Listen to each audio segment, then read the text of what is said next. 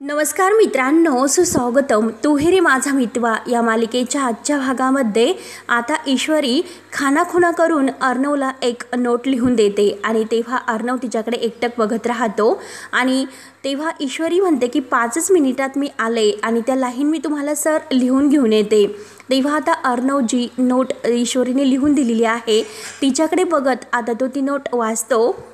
मी सांगणार नाही, मी मात्र शॉर्ट नोट आहे तर ती 5 मिनिटात लिहून आणून देते. तेव्हा ते वाचून अर्णव तिच्याकडे रागाने बघतो तर ईश्वरी मुद्दाम अगदी गालातल्या गालात स्माईल करते आणि आता नम्रता आणि आकाश डोकावून हे सर्व बघत असतात. तेव्हा मात्र आता ईश्वरी बाहेर येते तर आकाश आणि नम्रता सुद्धा थोडेसे बाजूला येतात.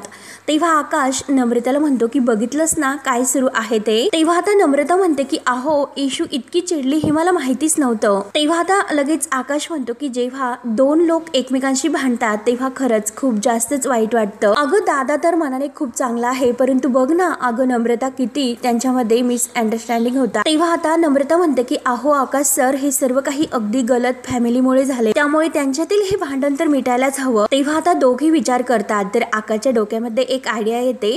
तो आता नम्रताला म्हणतो की माझ्या डोक्यामध्ये एक आयडिया आली. तर नम्रता विचारते की काय. तेव्हा आकाश सांगतो की आपण हे भांडण मिटायचं का. तेव्हा नम्रता म्हणते की आपण. तर लगेच आता आकाश म्हणतो की हो आपण दोघे मिळून हे भांडण मिटूयात. नम्रता म्हणते की हो चालेल आणि लगेच एकमेकांच्या हातामध्ये हात देत एकमेकांना डन म्हणतात आणि दोघेही आता खूप आनंदाने एकमेकांकडे बघतात. त्यानंतर आता इकडे राकेश हा आत्याला खुश करण्यासाठी त्या रिक्षावाल्याकडे जातो. म्हणजे यानेच हे सर्व केलेले असते आणि त्या रिक्षावाल्याकडून ते सर्व पैसे घेऊन येतो आणि आत्या हे पैसे घ्या. पैसे आत्याच्या हातात देतो.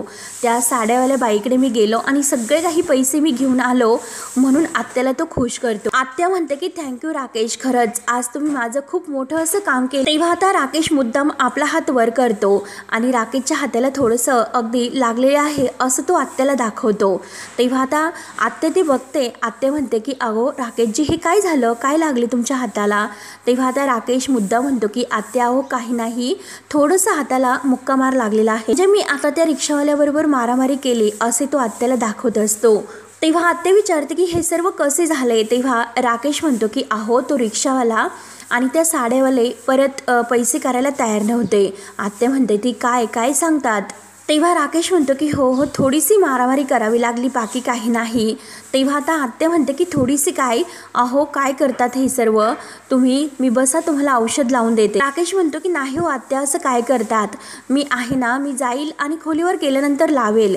परंतु आत्या म्हणते की नाही राकेशजी, अहो माझ्यामुळे तुम्हाला किती त्रास आहे. तेव्हा आता राकेश म्हणतो की अहो तुम्ही ईश्वरीच्या आत्या आहात, एवढं तर मी तुमच्यासाठी. लगेच आता परत आत्याला बोलायचं थांबतो आणि म्हणतो की सॉरी बरं का आत्या, मी जरा जास्तच बोललो आणि मी येतो असे बोलून तो आता लगेच तिथून निघून जातो. तेव्हा आता आत्या विचारत पडते. तेव्हा आत्या मनात खुश होते. आत्या मनात म्हणते की आता माझी पूर्णपणे खात्रीच पटली की याला ईश्वरी आवडते म्हणून. आणि खरंच ईश्वरीसाठी हा मुलगा खरंच खूप चांगला आहे. तर हल्ली तर असे गुणी आणि संस्कारी मुलं कुठे मिळतात. त्यानंतर आता अर्णवशी बोलायला आकाश मात्र आतमध्ये येतो आणि तर आकाश म्हणतो की अरे दादा हे बघ माझं ऐकून तरी घे.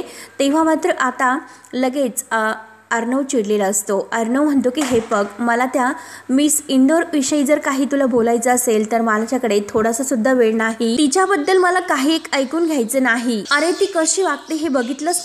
नर्सरीतली एका लहान मुलापेक्षा कमी अक्कल आहे तिच्याकडे. तिच्या डोक्यामध्ये इंदोरी पोहे भरलेले असतील, ते अगदी जिरवावे लागतील. तेव्हा आकाश म्हणतो की हे बघ अरे दादा तू तिला व्यवस्थित समजावून सांग. तेव्हा मात्र आता अर्णव म्हणतो की हो का, अरे तिला समजावणं म्हणजे एखाद्या भिंतीवर डोकं आपटून घेण्यासारखं आहे. त्यानंतर आता इकडे नम्रता सुद्धा ईश्वरीकडे येते आणि ती ईश्वरीला समजावत असते. तेव्हा आता नम्रता म्हणते की ईशू अगं मी तुला काय सांगते ते जरा ऐकून घे. तेव्हा मात्र ईश्वरी म्हणते की अगं मी लहान आहे का तू माझी समजूत काढण्यासाठी येथे आली म्हणून.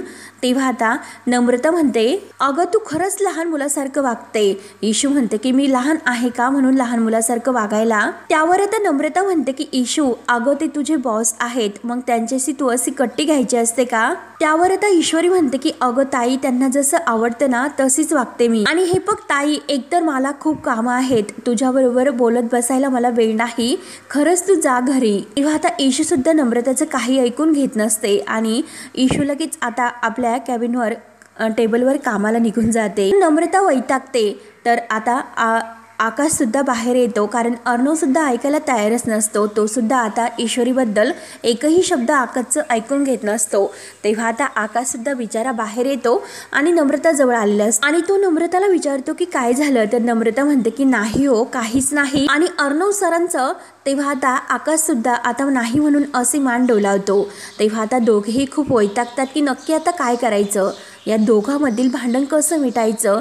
त्यानंतर आता ईश्वरी अर्णवच्या कॅबिनमध्ये परत येते आणि अर्णवला परत खानाखुणा करायला ती व्यवस्थित सांगत असते. अर्णवला आणखीन चिड येते, कारण ईश्वरी जे काही बोलते ते मात्र अगदी खानाखुणा करून ती बोलत असते. तेव्हा आता आकाश आणि नम्रता दोघेही परत डोकावून काय नेमकं यांचं सुरू आहे तर ते बघण्यासाठी तेथे परत येतात. तेव्हा मात्र आता ज्या काही 4 लाईन्स अर्णवने लिहून सांगितलेल्या असतात तर ईश्वरी त्या लिहून म्हणजे तिला बोलण्यासाठी सांगितलेल्या असतात, परंतु ती लिहून घेऊन येते, अर्णव सरांसमोर धरते आणि परत ती अर्णवला खुणावते. तेव्हा अर्णव पुन्हा चिडतो आणि ईश्वरीला म्हणतो, जे काही तुझं सुरू आहे ते कधीपर्यंत चालणार आहे बरं? मिस इंदोर, तुझं हे वागणं फक्त चायनीज नाही तर अनप्रोफेशनल सुद्धा आहे आणि ऑल राईट, तू असंच वागणार आहे का? फायनली तू ते ठरवलं का? तेव्हा आता ईश्वरी काहीच बोलत नाही. तर नम्रता आणि आकाश बघत असतात की नक्की यांचं काय सुरू आहे. अर्णव आता उठतो आणि लगेच म्हणतो की ओके ठीक आहे, तुला जर असंच वागायचं असेल तर मला असं हातवारे करणारी न बोलणारी पीए नको आहे, त्यामुळे मी तुला नोकरीवरून कधीही काढू शकतो आणि ते पण तुझंही लॉकेट परत न करता. तेव्हा आता ईश्वरी बघतच राहते. अर्णवने मुद्दाम आता ईश्वरीला लॉकेट परत द्यायचं नाही, कारण त्याला माहिती असतं की लॉकेट जर दिलं तर ही खरंच निघून जाईल, म्हणून तो लॉकेट न देता मी तुला नोकरीवरून काढेल असे मुद्दाम म्हणतो. तेव्हा आता नम्रता आणि आकाश या दोघांना हे ऐकून त्यांना सुद्धा असे व्हायला नको असं वाटत असतं. तेव्हा मात्र आता अर्णव मुद्दाम एक प्लॅन करतो. तो मात्र आता ईश्वरीला बोलतं करण्यासाठी ते लॉकेट मात्र आता त्या टॅच्यूचं काढून घेतो आणि हातामध्ये अगदी फेकण्याचं नाटक करतो, परंतु ईश्वरी धावतच येते. ईश्वरी म्हणते की अहो सर, असं काय करतात? अहो तुम्ही माझं लॉकेट का फेकून देतात? तेव्हा अर्णवला हसू येतं. अर्णव म्हणतो की बोललीस ना तू, शेवटी ईश्वरीला तर बोलावं लागतंच. तेव्हा अर्णव म्हणतो की गुड. आता नम्रता आणि आकाश या दोघांना तर खूप असं हसायला येतं आणि अर्णवला सुद्धा. शेवटी आता ईश्वरी जे काही ठरवलेलं आहे ते शेवटी हारते आणि अर्णव सरांशी शेवटी बोलते. तेव्हा मात्र ईश्वरीने अर्णवचा हात पकडलेला असतो ते लॉकेट फेकून देऊ नये म्हणून, आणि तेव्हा ती आता खाली बघते तर अर्णव सरांचा हात तिच्या हातामध्ये असतो एकदम घट्ट पकडलेला, आणि लगेच ती घाईने हात सोडते आणि अर्णवला म्हणते की हे सर्व तुम्ही मुद्दाम केलत, मी तुमच्याशी बोलवावं यासाठी, पण सर अहो तुम्ही लक्षात ठेवा हम भी इंदौर से है. त्यावर आता अर्णव म्हणतो की मग, तर ईश्वरी थोडीशी डगमगते आणि म्हणते की मग, आणि म्हणते की ही ट्रिक जी काही आहे ना तुम्ही वापरली ती माझ्यावर नाही चालणार. आणि काय हो सर, अहो मी केलेली बडबड तुम्हाला आवडत नाही, तुम्हाला खूप त्रास होतो, मग का तुम्ही माझ्याशी बोलण्याचा प्रयत्न करतात? सांगा नक्की काय आहे ते. त्यावर आता अर्णव म्हणतो की हे पग पे जर बोलणारी नसेल तर ऑफिसमधील काम होत नाही. त्यावर आता ईश्वरी म्हणते की सर अहो आज सकाळपासून कुठलं काम व्यवस्थित झालेलं नाही ते मला सांगा बरं, एक उदाहरण मला द्या. तेव्हा मात्र आता अर्णव खूपच चिडतो. अर्णव म्हणतो की हे पग बाद झालं, इनफ, आज जे काही आहे ना त्याबद्दल उदाहरण मला देऊ नको, ते कम्युनिकेशन आहे ते अगदी नॉर्मल असलं पाहिजे. आणि हे जग बघ, तुला जर हे सर्व पटत नसेल ही नोकरी सोडायची आणि सरळ इंदोरला निघून जायचं. तर ईश्वरी म्हणते की काय सर, काय म्हणतात, इंदोर से है ना तुम? तेव्हा ईश्वरी म्हणते की हो हम इंदोर के है, पण तरी सुद्धा सर तुम्ही माझ्याशी असं नाही वागू शकत. तेव्हा मात्र आता ईश्वरी आणि अर्णव या दोघांमध्ये खूप असे थोडेसे असे भांडण झाल्यासारखं होतं. ईश्वरीची बडबड सुरू असते तर अर्णव आता भयंकर चिडतो आणि जोरात ओरडतो की स्टॉप. तेव्हा मात्र आता ह्या दोघांचं जे काही भांडण सुरू आहे ते बघून मात्र आता हे दोघे एकमेकांकडे बघून हसत असतात। तेव्हा अर्णव ईश्वरीला म्हणतो की हे पग कट्टी सुटली आता, ऑल राईट। तेव्हा मात्र आकाश आणि नम्रता खूपच हसतात। तेव्हा मात्र ईश्वरी अर्णवच्या हातातील लॉकेट आहे तर ते लॉकेट अगदी हिसकावून घेत असते, तर अर्णव लगेच तिच्या हातावर ते लॉकेट आता लगेच असं जोराने ठेवून देतो। तर ईश्वरी काहीतरी बडबड करत करत मात्र ते लॉकेट आहे ते परत स्टॅच्यूला लावून देते आणि आता दोघांमध्ये अगदी छान असे तुंबळ भांडण झोपलेलं असतं। अर्णव रागवतो, ईश्वरी तर बोलतेच आणि तिची बडबड सुरूच असते। नम्रता आणि आकाश हे बघतात आणि खुश होऊन आता नम्रता ही लगेच खुणावते की चला सर आता आपण बाहेर जाऊयात। दोघांना खूप असं हसायला येते। त्यावर आता नम्रता म्हणते की आकाश सर अहो काही फायदा झाला नाही या दोघांना समजवण्याचा। त्यावर आता आकाश म्हणतो की मला समजवण्याचा त्या दोघांना फायदा झाला की नाही हे माहिती नाही, पण एक गोष्ट समजली कारण ईश्वरीच्या लॉकेटमुळे ते दोघं तर बोलायला तर लागले। त्यावर आता नम्रता म्हणते की अहो बोलायला कसले ते भांडायला लागले। तेव्हा आता आकाश म्हणतो की अगं जरीही ते दोघं एकमेकांशी भांडत असले तरी सुद्धा एकमेकांशी तर ते बोलतात। तेव्हा नम्रता म्हणते की हो ना ते तर झालं, परंतु भांडण तर काय, भांडण तर हळूहळू मिटवता येईल ना। आकाश खुश होऊन म्हणतो की हो ना तेच तर एक्झॅक्टली। आणि दोघंही आता परत एकमेकांच्या हाताला टाळी देतात आणि दोघेही आता इतके खुश असतात कारण आकाश सुद्धा अगदी नम्रताच्या प्रेमामध्ये पडलेला असतो। एकमेकांच्या हातात टाळी दिल्यानंतर दोघेही लाजतात आणि परत प्लीज कम असे आकाश नम्रताला म्हणतो। त्यानंतर ईश्वरी आपल्या टेबलवर येते आणि आता अर्णव सर जे बोललेले असतात तर ते ती रिपीट करत असते। तर म्हणते की काही झालं तरी नोकरीवरून काढेल, यांचे सरांचे तर हे जे काही बोलणं आहे ते ठरलेलंच असतं। ईश्वरीची स्वतःची बडबड सुरू असते आणि तेवढ्यात अविनाश मामा येतात। अविनाश मामा आता ईश्वरीची चाललेली बडबड ऐकून म्हणतात की काय देसाई मॅडम, तर लगेच आता सर्वजण उठून उभे राहतात कारण ईश्वरी उठून उभी राहिलेली असते। तेव्हा आता अविनाश मामा यांना सर्वांकडे स्टाफकडे बघत असतात आणि सर्वांना म्हणतात की अरे काही नाही बसा खाली। तेव्हा सर्व स्टाफ खाली बसतो। त्यावर आता लगेच ईश्वरी विचारते की अहो मामा तुम्ही आणि आज ऑफिसमध्ये।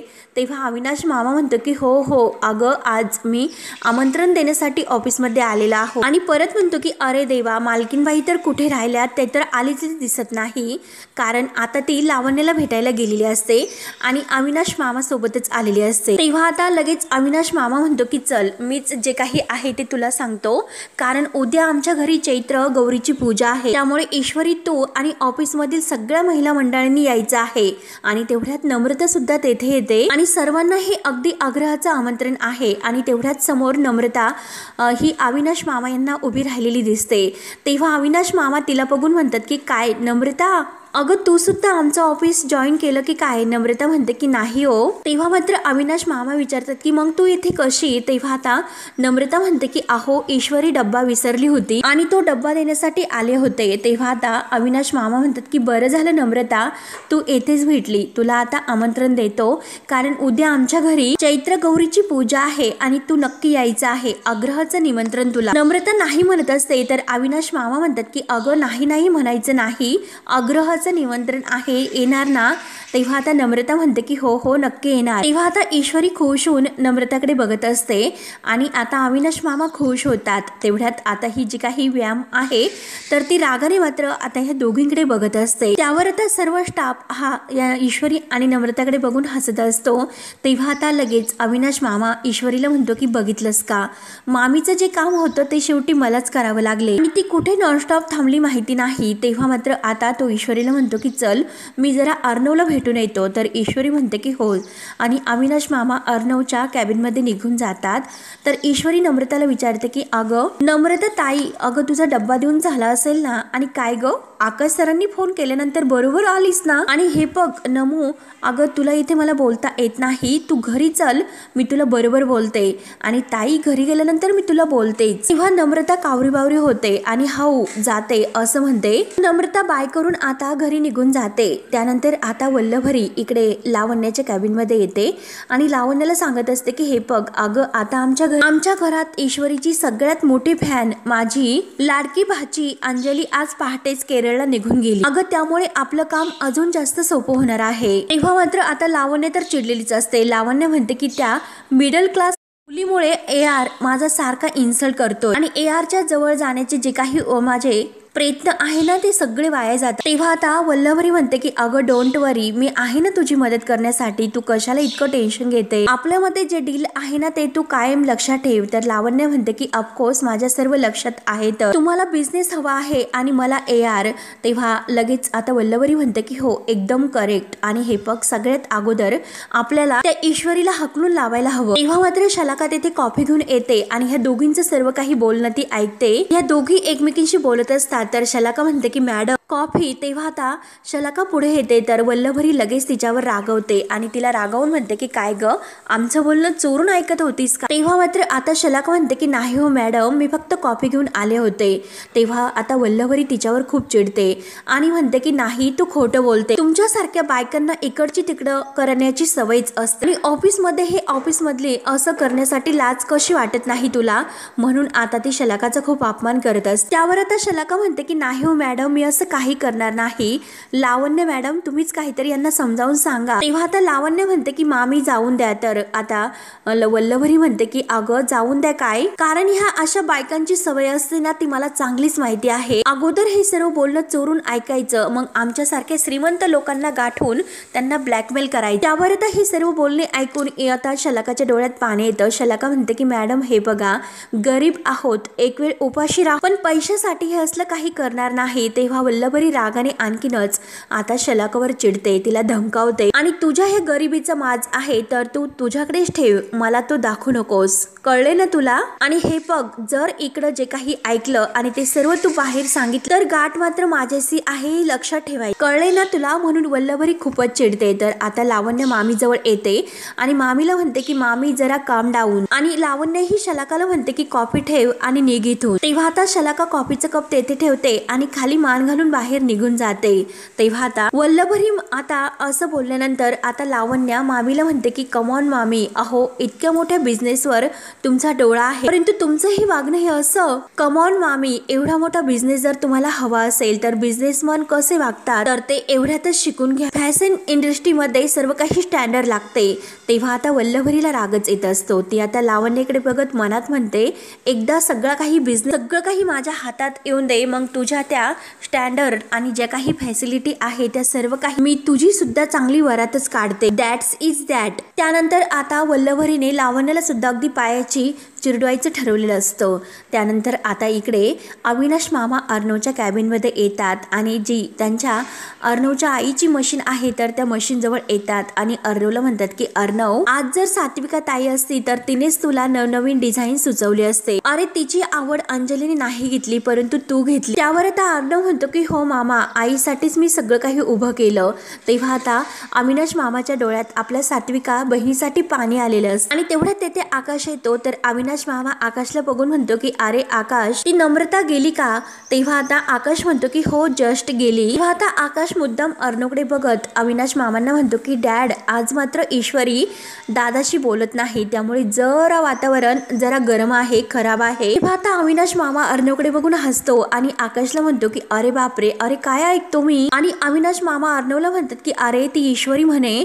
तेव्हा अर्णव म्हणतो की मामा अहो, अरे ती माझ्याशी नाही बोलत, त्यामुळे हे बघ मला काही फरक नाही पडत, मी अगदी फाईन आहे। तेव्हा आता अर्णव मात्र मुद्दाम यांना सर्व असे सांगतो, परंतु मनातून त्याला किती फरक पडतोय हे त्याच्या चेहऱ्यावरून दिसत असतं। तेव्हा आता जेव्हा तो आपल्या खुर्चीवर बसतो तर अविनाश मामा म्हणतात की हो हो, अरे ते तर दिसते, कारण तुला काहीच फरक पडत नाही हे अगदी स्पष्ट दिसते। हो ना, दिसते काही नाही। तेव्हा मात्र अर्णव आता मामाला म्हणतो की तिची जागा तुम्ही चालवतात का, आणि प्लीज मामा आजीला जाऊन हे सर्व तुम्ही सांगू नका, नाहीतर आजीचं काहीतरी आता तिसरं सुरू होईल, प्लीज तुम्ही आजीला सांगू नका। तेव्हा अविनाश मामा म्हणतात की बरं, अरे अर्णव हे बघ गुड, आणि मला एक गोष्ट सांग बरं, कट्टी बट्टी कधी होईल बरं? तेव्हा आता अर्णव चिडतो, अर्णव म्हणतो की मामा, तर मामा हसून म्हणतो की येतो मी, आणि मामा लगेच आता तेथून निघून जातो। तेव्हा आता आकाश सुद्धा हसून म्हणतो की दादा, तर अर्णवला असं वाटतं की हा सुद्धा ईश्वरीची विषयीच बोलेल। तेव्हा आता लगेच अर्णव म्हणतो की तू सुद्धा जा। तर आता आकाश म्हणतो की अरे मीटिंग विषयी बोलतो, परंतु अर्णव खूपच चिडतो. अर्णव म्हणतो की आउट आउट. त्यानंतर आता राकेश आत्या आत्या करत आतमध्ये येतो. आत्या बाहेरच येते आणि आत्याला म्हणतो की हे बघा आत्या, दुपारचं जे काही जेवणातील लोणचं होतं अगदी अप्रतिम होतं, पण आत्या तोंडाला आता चव लागलेली आहे, त्यामुळे आणखीन लोणचं तुम्हाला द्यावंच लागेल. त्यावर आता आत्या म्हणते की तुम्हाला लोणचं देण्यासाठी मला काहीच प्रॉब्लेम नाही. तेव्हा आता राकेश म्हणतो की हो झालं तर. तेव्हा आता लगेच आत्या म्हणते की राकेश, आत्या आता राकेशला चहा देते आणि आता आत्या लगेच राकेशला म्हणते की हे बघा राकेश, आता तुम्ही लग्न करा. त्यावर आता लगेच चहा पिता पिता राकेश थांबतो आणि आत्याला म्हणतो की आत्या, अहो तुम्ही लोणच्यावरून डायरेक्ट लग्नावर गेलात, हे नक्की मध्ये काय काढलंस? तेव्हा आत्या म्हणते की अहो तसं नाही, कारण तुमचं आता लग्नाचं वय झालेलं आहे आणि आता तुम्हाला घरचं जेवण सुद्धा मिळेल आणि लोणचं सुद्धा मिळेल, यामुळे म्हणते मी. त्यावर आता राकेश म्हणतो अहो मी तर तुमच्या घरीच जेवतोय, मग अजून कुठल्या घरचं जेवण पाहिजे? आणि हे बघा मी तुम्हाला खरं सांगू का, माझ्यासारखा कायम खिसा गरम असलेल्या वकील लोकांना कोण त्यांची मुलगी लग्नासाठी देईल म्हणून. तेव्हा आत्या म्हणते की अगं असेच नाही. आणि हे बघा राकेश, जे मी तुम्हाला एक सुचू का? तेव्हा राकेश म्हणतो की हो बोला ना आत्या. आत्या लगेच म्हणते की राकेश हे बघा, तुम्ही नोकरी करणारी मुलगी, म्हणजे हे बघा तुम्हाला तुमच्या गोरगरिबांची वकिली सुरू ठेवा आणि ती मुलगी तुमच्या संसारापुरतं कमावेल. तेव्हा आता राकेश हसतो. राकेश म्हणतो की नाही नाही आत्या, आजकालच्या मुलींना कसं अगदी बँक बॅलन्स असलेला आणि त्यांच्यापेक्षा मोठी नोकरी करणारा मुलगा हवा असतो. आणि अहो आत्या, त्या मुलींचं एकदम बरोबर आहे, त्यात चुकीचं असं काही नाही. म्हणजे हे बघा बरं, साधं उदाहरण घ्या, तुमच्या ईश्वरी जी आहे ना, त्या तर आता एखाद्या मोठ्या कंपनीत नोकरी तर करतात. मग हे बघा, त्या तुमच्या ईश्वरी आहे तर त्या मोठ्या कंपनीत काम करतात. मग त्यांचे आई वडील चुकून सुद्धा माझ्या सारख्या मुलांची म्हणजे मुलाची त्यांच्यासाठी निवड करतील का? म्हणजे मुद्दाम आता हा विषय तो काढतो आणि नाही ना असे म्हणतो. तेव्हा आत्या काहीच बोलत नाही. त्यानंतर आता इकडे शलाका ईश्वरी जवळ येते आणि राकेशला त्या फोन लावण्याचा प्रयत्न करत असतात. तेव्हा आता ईश्वरी फोन करत असते आणि फोन काही लागत नसतो. तेव्हा आता ईश्वरी म्हणते की शलाका ताई, हे बघ राकेशजींचा फोनच नाही लागत, मला असं वाटतं की बहुतेक ते कामात असतील आणि कदाचित आज सुद्धा त्यांची भेट नाही होणार. तेव्हा आता शलाका म्हणते की ईश्वरी, अगं लवकरात लवकर आपल्याला काहीतरी करावं लागेल. ईश्वरी म्हणते की ताई तुम्ही काही काळजी करू नका, मी तुम्हाला सांगते, एकदा की मी त्यांना भेटले, मी त्यांना तुमच्याबद्दलच बोलणार आहे. तेव्हा आता शलाका म्हणते की लवकर बोलायला हवं, कारण माझा तो नवरा आहे ना, काय करेल याचा काही नेम नाही, कारण तो मला भिकेला लावून मला टाकून गेला. मी कसं बसं धीर एकटून पुन्हा कामाला सुरुवात केलेली आहे, म्हणून शलाकाला आता खूप असं म्हणजे तिला भीती वाटत असते. तेव्हा ईश्वरी म्हणते की हे बघा ताई, मी तुम्हाला सांगते की ताई तुम्ही बिलकुल काळजी करू नका, मी तुमच्या त्या दृष्ट नवऱ्याला शोधून काढूच, आपण दोघे मिळून त्याला शोधून काढूया. तेव्हा शलाका म्हणते की हो ना, शोधायलाच हवं आणि त्याला तर धडा शिकवायलाच हवं. मला तर भीती वाटते, परंतु आता काही झालं तरी आता ह्या भीतीला सामोरं जायचं मी ठरवलेलं आहे, म्हणून तर मी तुझ्या त्या राकेशजींना भेटायला तयार झाले. आणि शलाका आता ईश्वरी समोर हात जोडते. ईश्वरी, तू त्यांना सांग की मला त्यांच्या मदतीची खूप गरज आहे आणि लवकरात लवकर तुम्हाला त्यांना भेटायला सांग. तेव्हा आता ईश्वरी शलाकाचे हात धरते आणि ताई हे बघा, तुम्ही काही काळजी करू नका, फिकर नॉट, त्यांना सर्व काही सांग आणि ते जर भेटणार असेल तर मी तुम्हाला लगेच कळवते, ओके? त्यावर आता शलाका म्हणते की बरं, एक मिनिट, म्हणून आता ती पुन्हा राकेशला फोन लावते. तेव्हा मात्र वल्लभहरी आता ह्या दोघींचं सर्व काही बोलणं ऐकते आणि आता ती मनात म्हणते की नवऱ्याने टाकलेली ही दरिद्री बाई ईश्वरीची मैत्रीण आहे आणि चला आज ऑफिसला आल्यामुळे मात्र मला हे सर्व कळले, त्यामुळे हा पत्ता आहे तो नक्कीच मला कुठेतरी वापरता येईल. दॅट्स ही दॅट, म्हणून मामी तर आता खूपच खुश होते. तर ईश्वरी राकेशला फोन लावण्याचा खूप प्रयत्न करते, परंतु राकेशचा फोन काही लागायला तयार नसतो, म्हणून आता ईश्वरीलाच खूप टेन्शन येते. आणि मामी तर मात्र आता शलाका आणि ईश्वरी ह्या दोघी एकमेकींच्या मैत्रिणी आहे हे समजल्यामुळे आणखीनच खुश होते. तेव्हा मित्रांनो, हा भाग येथे संपतो. पुढील भागामध्ये आता मात्र ईश्वरी खूप छान तयार होऊन गौराईच्या पूजेसाठी राजश्रीकेंच्या कुटुंबात आलेली असते. सर्वजण खूप छान तयार होतात आणि आता पूजा सुद्धा व्यवस्थित पार पडत असते. गुरुजी सुद्धा आलेले असतात. तेव्हा आता तेथे जे काही प्रसादाचे ताट आहे तर ते ताट झाकून ठेवलेले असतात. ईश्वरी विचारते की हे ताट असे झाकून का ठेवले? तेव्हा मात्र आता आजी खुश होऊन ईश्वरीला सांगते की ही परंपरा आहे ना ती माझ्या लेकीने सुरू केली, म्हणजे माझ्या सात्विकाने ही सुरू केली। आणि हे पग ह्या सगळ्या ताटामध्ये तांदूळ आहेत आणि ह्या ताटातील तांदूळ येथे जे काही जमलेले आहेत ना त्या सगळ्यांची नावं आता ह्या तांदळात लिहिलेली आहेत। आणि ज्या ताटामध्ये जे नाव आहे तर ते सगळ्यात पहिलं उघडलं जाईल तर तिला देवीची ओटी भरण्याचा पहिला नाव म्हणजे हक्क तिला मिळालेला असेल आणि ज्या व्यक्तीचं हे नाव त्यामध्ये निघलेलं असेल तेव्हा मात्र अविनाश मामा आणि वल्लभरी आता पूजेसाठी बसलेले असतात। आणि आता मात्र अविनाश मामा जे ताट उघडतो त्यात आता ईश्वरीचं नाव आलेलं असतं, परंतु आता ईश्वरीचं नाव बघून वल्लभरीचा खूप जळफाट होतो। आता अर्णव, शलाका आणि ईश्वरी एकमेकांच्या जवळ उभे असतात तेव्हा आता ईश्वरीचा पहिला मान आता देवीची पूजा करण्याचा आणि ओटी भरण्याचा ईश्वरीला आता ह्या राजशिर्के कुटुंबाचा मिळालेला असतो। म्हणून आता ईवीआयच्या मनात सुद्धा आहे की अर्णव आणि ईश्वरी एकमेकांसाठी योग्य आहेत। तेव्हा मित्रांनो पुढे काय काय होतं हे बघण्यासाठी आता आपल्या चॅनलला नक्की सबस्क्राईब करत राहा। धन्यवाद।